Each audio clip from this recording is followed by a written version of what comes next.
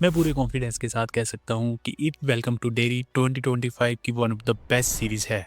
And इस final episode यानी 8th episode के बाद इसके फ्यूचर के लिए एक्साइटेड ना होना ऑलमोस्ट इम्पॉसिबल है, क्योंकि इसने हर चीज़ को परफेक्टली कनेक्ट किया, मूवीज़ को आपस में टाई किया और ब्रिलियंटली पेनीवाइज के पूरे यूनिवर्स को एक्सपेंड कर दिया। और पोस्ट क्रेडिट सीन तो इतना माइंड ब्लोइंग था कि इस पे बात करना ज़रूरी है। सो गेट रेडी, क्योंकि आज हम बात करने वाले हैं पेनीवाइज के टाइम ट्रैवल करने की पॉसिबिलिटी पर, उस मैसिव रेवलेशन पर कि मार्ज असल में रिची की मदर है, डिक हैलोरेन के फ्यूचर के बारे में जो कि स्टीफन किंग के ही अनदर नोवेल द शाइनिंग के ओवरलुक होटल से कनेक्टेड है। अपार्ट फ्रॉम दिस, पेनीवाइज के 1935 में वापस जाकर लूजर्स क्लब के एंसेस्टर्स को मारने के प्लान पर, और इस बात पर भी कि एपिसोड के एंड में रिच ने कैसे हेल्प की। लेकिन सबसे पहले इंपॉर्टेंट चीज़ है कि आप चैनल को सब्सक्राइब कर लें, क्योंकि अगर आप ऐसा करते हैं तो आपको मिलती रहेंगी और भी इंटरेस्टिंग वीडियोस। तो जल्दी से सब्सक्राइब कर दो। ऑलराइट, एपिसोड की शुरुआत से ही टेंशन काफ़ी एक्सट्रीम थी। पूरा डेरी शहर घने फॉग से ढका हुआ था। एंड ये फॉग सिर्फ वेदर नहीं लगता, ये काफ़ी इंपॉर्टेंट फील होता है। आई थिंक ये स्टीफन किंग के ही दूसरे नोवेल द मिस्ट का एक रेफरेंस था। ये फॉग ऐसा लगता है कि जैसे एंटिटी यानी पेनीवाइज अब फ्री होकर एक पॉसिबल फॉर्म में मैनिफेस्ट कर रहा है। एक्चुअली ऐसा इसीलिए होता है क्योंकि मिलिट्री अपनी एरोगेंस और ह्यूमन एरर की वजह से उन फ्रेगमेंट्स को मेल्ट कर देते हैं जो एंटिटी को कमज़ोर बनाए हुए थे। स्टीफन किंग अक्सर अपनी स्टोरीज में दिखाते हैं कि कैसे ह्यूमन मिस्टेक्स हॉरर को जन्म देती हैं, और ये मोमेंट उस थीम में परफेक्टली फिट बैठता है। ये फोक वेलकम टू डेरी को स्टीफन किंग के बड़ी यूनिवर्स से भी जोड़ता है। द मिस्ट में भी हमने देखा था कि एक मिलिट्री एक्सपेरिमेंट डायमेंशंस के बीच पोर्टल खोल देता है और ऐसे क्रिएचर्स रिलीज हो जाते हैं जो इंसान कभी समझ ही नहीं सकते। यहाँ भी वेलकम टू डेरी में जनरल शो और ली रॉय जैसे मिलिट्री फिगर्स पेनीवाइज को एक बायोलॉजिकल वेपन की तरह स्टडी करना चाहते हैं, फियर, हिस्टीरिया और साइकोलॉजिकल कोलैप्स को यूज करके। इसका मतलब ये भी निकल सकता है कि सीरीज हमें धीरे धीरे किंग मल्टीवर्स, जिसे मैक्रोवर्स या किंग वर्स भी कहा जाता है, उसकी तरफ ले जा रही है, जहाँ सारे कैरेक्टर्स, स्टोरीज और माइथोलॉजीज कनेक्टेड हैं। इस फोक का इम्पैक्ट तुरंत दिखता है जब हम एक वोमेन को देखते हैं जो मेंटली और फिजिकली दोनों तरह से एंटिटी की प्रेजेंस से टूट जाती है। एक्चुअली स्टीफन किंग का हॉरर परसेप्शन को तोड़ने का काम करता है, और ये सीरीज इसे परफेक्टली कैप्चर करती है।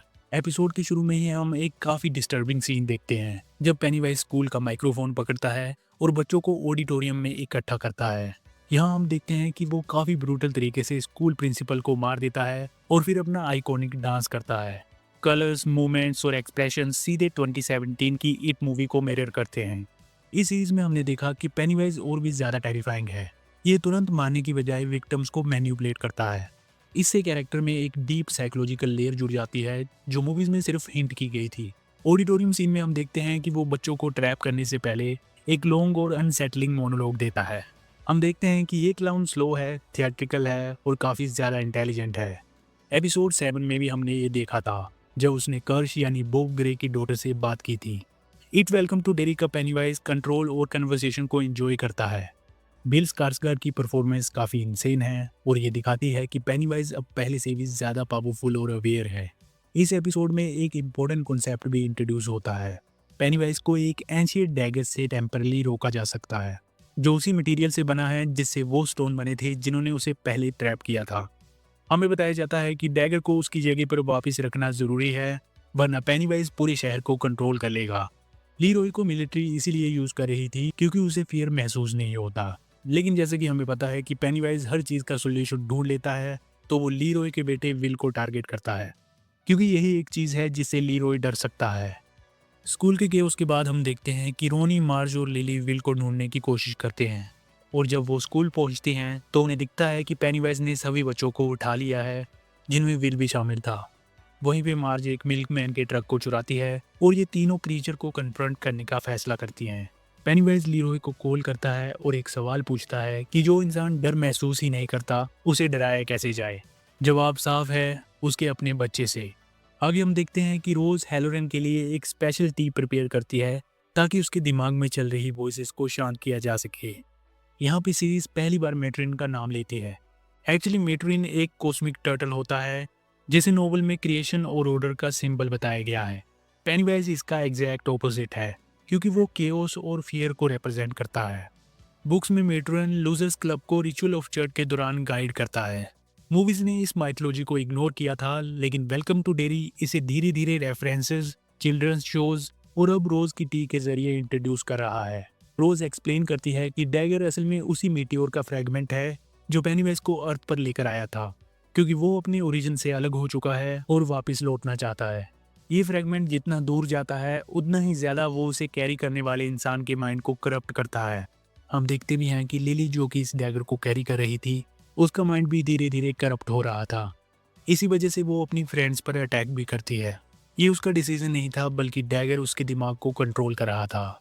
इवेंचुअली सब फॉरेस्ट पहुंच जाते हैं। पेनीवाइज बताता है कि उसका प्लान सिर्फ बच्चों को मारना नहीं है, बल्कि ये इंश्योर करना है कि वो कभी बच्चे पैदा ही ना कर सकें। वो रिवील करता है कि मार्ज रिची टोजियर की मदर है और विल एंड रोनी फ्यूचर में माइक हेलन के पेरेंट्स बनेंगे। सो पेनीवाइज लूजर्स क्लब को पैदा होने से पहले ही इरेज करना चाहता है। पेनीवाइज ये सब मजे के लिए नहीं कर रहा, वो खुद को बचाने के लिए टाइम मैनिपुलेट कर रहा है और ब्लड लाइन्स को डिस्ट्रॉय कर रहा है। जब पेनीवाइज मार्ज को मारने वाला होता है, तब हम देखते हैं कि वो अचानक फ्रीज हो जाता है। एक्चुअली डिक हैलोरेन बॉब ग्रे की मेमोरीज के जरिए पेनीवाइज के माइंड में एंटर कर चुका होता है। पेनीवाइज जल्दी ही कंट्रोल रीगेन कर लेता है। मीनवाइल लीरोय और टेनियल डैगर को वापस रखने की कोशिश करते हैं, लेकिन सोल्जर्स यहाँ आकर टेनियल को मार देते हैं। लीरोय को भी गोली लगती है और वो ये डैगर विल को देता है, जिसे लेकर विल आगे बढ़ता है, लेकिन ये डैगर विल को पेनीवाइज के पास लौटने के लिए फोर्स करने लगता है। जनरल शो फ्रीज हुए पेनीवाइज को देखता है और यहाँ आकर अपना ट्रू प्लान रिवील करता है। वो रिवील करता है कि वो पेनीवाइज को वेपन बनाकर फियर के जरिए सोसाइटी को कंट्रोल करना चाहता है। पेनीवाइज को याद आता है कि वो जनरल शो को 1908 में मिल चुका है, जब शो एक बच्चा था और फॉरेस्ट में एंटिटी से उसका इनकाउंटर हुआ था। पेनीवाइज शो के फियर को पहचान लेता है और उसे मार देता है। फाइनल मोमेंट में हम रिच की स्पिरिट को देखते हैं, क्योंकि डिक पहले स्पिरिट वर्ल्ड में कनेक्ट कर चुका है और लिविंग एंड डेड के बीच का बैरियर उसके लिए टूट चुका है। इसी से वो रिच को देख पाता है और बच्चों को गाइड कर पाता है। जब डैगर को फाइनली अपनी जगह वापस रखा जाता है, पेनीवाइज टेम्परेली डिफीट हो जाता है और हम उसकी ट्रू फॉर्म, जिसे डेड लाइट्स कहा जाता है, उसके फ्लैशेस देखते हैं जो हमारे यूनिवर्स के बाहर एग्जिस्ट करती हैं। सो पेनीवाइज ये हमारा नहीं है, बल्कि उसे वापस धकेला गया है। एपिसोड का एंड रिच के फ्यूनरल के साथ होता है। आगे हम देखते हैं कि मार्ज लिली को पेनीवाइज का एक्चुअल प्लान रिवील करती है। वो लिली से कहती है कि पेनीवाइज ने उससे कहा था कि उसका एक बेटा होगा जिसका नाम रिची होगा। सो इससे इट यूनिवर्स की पूरी माइथोलॉजी लॉक हो जाती है। एक्चुअली पेनीवाइज पास्ट, प्रेजेंट और फ्यूचर को एक साथ एक्सपीरियंस करता है। इससे ये एक्सप्लेन हो जाता है कि फ्यूचर सीजन्स 1935 और 1908 में सेट क्यों होंगे। पेनीवाइज टाइम में पीछे जा रहा है लूजर्स क्लब के एंसेस्टर्स को मारने के लिए। डिक हैलोरेन की बात करें तो वो लीरोय से कहता है कि वो एक होटल किचन में काम करने जा रहा है। ये एक डायरेक्ट रेफरेंस है ओवरलुक होटल का, जो कि द शाइनिंग नोवेल से है। सो डिक हैलोरेन, पेनीवाइज और ओवरलुक के बीच एक ब्रिज बन जाता है, कंफर्मिंग कि दोनों हॉरर्स सेम यूनिवर्स में एग्जिस्ट करते हैं। लीरोय और शार्लेट डेयरी में रुक जाते हैं और रोनी एंड विल का रिलेशनशिप फ्यूचर में माइक हेलन के जन्म का हिंट देता है। इसके बाद बात करते हैं पोस्ट क्रेडिट सीन की, तो हम 1988 में चाइल्ड बेवरली मार्च को देखते हैं, मूवीज की टाइमलाइन से एक साल पहले। मिस कर्श फिर से दिखाई देती हैं बेवरली की मदर की डेथ को ऑब्जर्व करते हुए, एंड यहाँ वो एक फेमस लाइन बोलती है, no one who dies in Derry ever really dies. ये कंफर्म करता है कि पेनीवाइज पूरी लाइफ बेवरली को वॉच कर रहा था। मिस कर्श पहले एक रियल पर्सन थी, लेकिन बाद में वो पेनीवाइज का एक और फेस बन गई। सो ये फाइनल मोमेंट एक ऐसा मोमेंट था जो इट की पूरी माइथोलॉजी को रीराइट कर देता है। पेनीवाइज हमेशा से देख रहा था, प्लान कर रहा था और टाइम को मैनिपुलेट कर रहा था।